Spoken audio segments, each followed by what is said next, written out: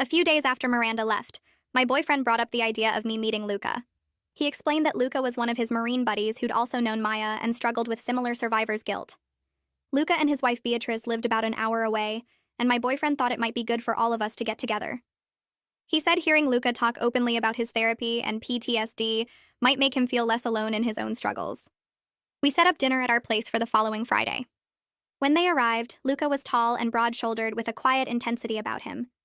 Beatrice was warm and friendly, hugging both of us like we were old friends even though we'd never met. We made pasta and sat around our small dining table, and the conversation started light with talk about jobs and the weather and normal getting-to-know-you stuff.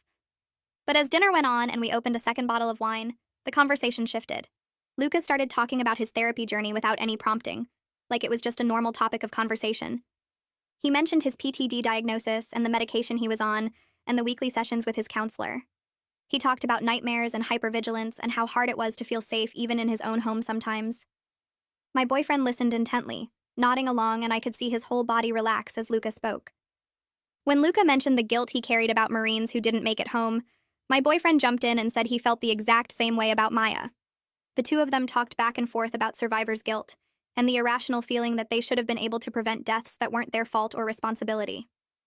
Watching them share this openly made me realize how isolated my boyfriend must have felt, carrying all of this alone for so long.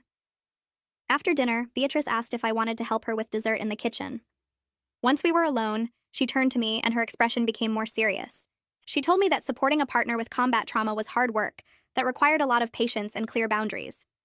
She was honest about the challenges in a way that felt both helpful and slightly scary. She talked about the nightmares Luca had where he'd wake up yelling or crying or not knowing where he was. She mentioned the times he'd withdraw emotionally and shut down for days, unable to talk about what he was feeling.